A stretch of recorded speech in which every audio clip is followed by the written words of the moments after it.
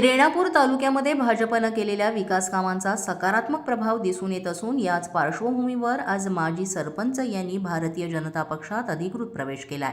गेल्या अनेक वर्षात काँग्रेस पक्षानं आपल्या विभागात कोणतेही ठोस विकास कामं न केल्याचा आरोप यावेळेस उपस्थित ग्रामस्थांनी केला। निवडणुकीसाठी या ठिकाणी उपस्थित असलेले जिल्हा परिषदेचे उमेदवार शिवकन्याताई गोडबर्ले, तसेच पंचायत समिती कार्यापूर गणाच्या उमेदवार अंजलीताई काळे, तसेच रेणापूर नगरपंचायतचे माजी नगराध्यक्ष अभिषेक अक्कनगिरेजी, तसेच आपले खरोळा गटाचे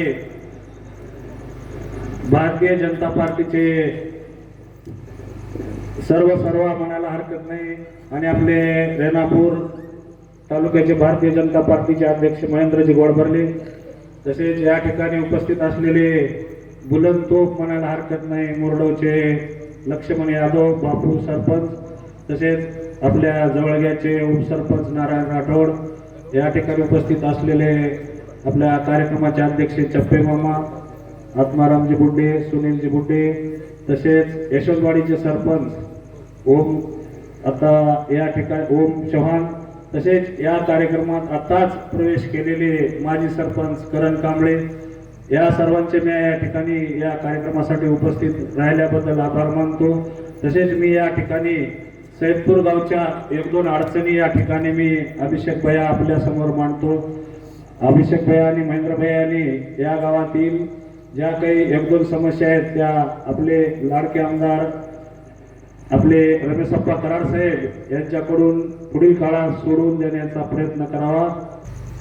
आता महेंद्र भाऊंनी आपल्याला सांगितलं की एकमताची ताकद काय असते, कारण की आपल्या एकमतावरच आपल्या देशाचे पंतप्रधान माननीय नरेंद्र मोदी साहेब आहेत, तसेच आपल्या लाडक्या बहिणींचे देवाभाऊ या राज्याचे मुख्यमंत्री आहेत आणि आपल्या सर्वांच्या आशीर्वादाने ज्यांनी मागल्या 25 वर्ष संघर्ष करून या लातूर ग्रामीणवर भारतीय जनता पार्टीचा झेंडा फडकवला ते आपले सर्वांचे लाडके नेते माननीय रमेशप्पा कराड साहेब आमदार आहेत आणि तीच विकासाची गंगा या शेवटच्या माणसापर्यंत पोहोचवायचं असेल तर आपल्याला आपल्या जिल्हा परिषदचे सदस्य आणि दोन्ही पंचायत समिती सदस्य हे आपल्या हक्काचे असले पाहिजे।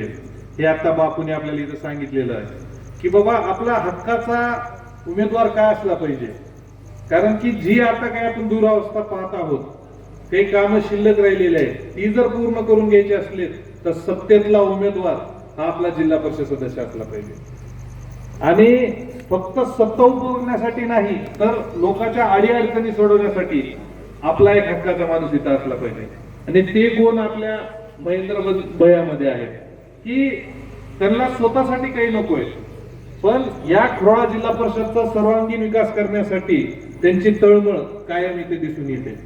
कारण की मी गेली 3 ते 3.5 वर्ष झालं त्यांच्याबरोबर काम करतोय आणि काम करत असताना एक स्वच्छ मनाचा माणूस, जे काय आहे तोंडावर सांगणारा माणूस, ज्या माणसाच्या पोटामध्ये पाप बिलकुल नाही, होत असलं तर हो म्हणून सांगतात, नाही होत असलं तर नाही म्हणून सांगतात, असा एक तळमळीचा माणूस महेंद्र भैया आहे। मी त्यांना खूप जवळून बघितलेलं आहे, त्याच्यामुळं त्या माणसानं माझ्या नगरपंचायतमध्ये तर मी मेहनत घेतलेलीच आहे, पण माझ्या नगरपंचायतमध्ये मेहनत घेतली म्हणून नाही, त्यांची एक तळमळ बघत असतो की आपल्याला ह्या क्षेत्रासाठी काहीतरी करायचं आहे। त्यांनी आयुष्यात स्वतःसाठी काय मिळवायचं ते मिळवून बसलेले आहेत, पण आता काहीतरी आपली वेळ आहे या समाजाला देण्याची आणि त्या भूमिकेतून ते 80% समाजकारण आणि 20% राजकारण हे ते प्रत्येक वेळेस सांगत असतात आणि त्या ध्येयाबरोबर ते चलत पण असतात। त्याच्यामुळं येणाऱ्या 7 तारखेला माझ्या माता भगिनींना या सैदपूरच्या प्रत्येक मतदारांना विनंती आहे की दोन्ही आपल्याला 2 मतदान करायचे आणि दोन्ही मतदान हे कमळाच्या चिन्हासमोरील बटन दाबून आपण अधिक मतांनी त्यांना विजयी करतात आणि त्यांना या खरोळा जिल्हा परिषदची सेवा करण्याची संधी देतात। मतदानाची तारीख आता बदललेली आहे, सर्वांना तुम्ही सांगा, आता मतदानाची तारीख 7 तारीख झालेली आहे। एक दुःखद घटना घडली, आपल्या सर्वांना माहिती आहे की आपल्या सर्वांचं दुर्भाग्य आहे की आपला असा नेता इथून गेलेला आहे की आपण त्याची विचार पण करू शकत नाही। बारामतीमध्ये त्यांनी असं केलेलं आहे, आपण कल्पना पण करू शकतो, त्यांना देव मानतात, का देव मानतात? त्यांनी केले म्हणून. आणि तसंच आपल्या भागामध्ये काँग्रेसचे होते ना आमदार, त्यांनी आपल्यासाठी काय केले, आपल्या भागासाठी काय केले, ह्याचा आपण विचार करा. आपण इतकी वर्ष काँग्रेसच्या पाठीमागे होतो, काँग्रेसचे आमदार होते. गेल्या 3 वर्षामध्ये आदरणीय रमेश आप्पा कराड साहेबांचं काम बघा. रमेश आप्पा कराड साहेबांचे जे ग्रामीणमध्ये काम केले, त्याच्या मतावर आपण त्यांना विधानसभेमध्ये पाडले. त्यांच्या माध्यमातून जे जे कामं होतात ते कामं केले. आपल्या गावचा सगळ्यात मोठा प्रश्न आपल्याला उठलाय. गेल्या 15 वर्षामध्ये जे काम करू शकलं नाही, तुम्ही आदरणीय रमेश आप्पा कराड साहेबांना विधानसभेमध्ये पाठवलं. आपला जो गावचा रोड आहे, प्रमुख रोड, गेली 15 वर्ष अशी अवस्था होती त्या रोडची. बरं, आता तो रोड फावडेवाडीपासून कारेपूर पासून आपलं सय्यदपूर पासून आपलं धवेली आणि धवेलीपासून आपलं आनंदवाडी इथं हा रोडचं काम मंजूर झालेलं आहे. प्रशासकीय यंत्रणा झालेली आहे. अंतिम टप्प्यामध्ये वर्क ऑर्डरसाठी हे काय शक्य होऊ शकलं? तुम्ही आदरणीय रमेश आप्पा कराड साहेबांना एक मत दिलं होतं. त्या मताच्या जोरावर ते कम्प्लीट होऊ शकलं. तुमच्या मतामध्ये इतकी ताकद आहे की तुम्ही कुणी विचार पण करू शकत नाही.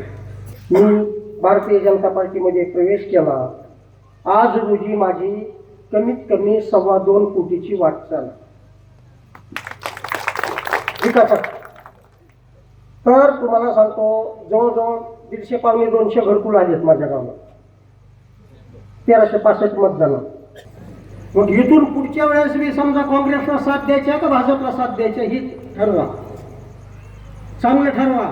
डोक्याला मुंग्या येत्या तुमच्या.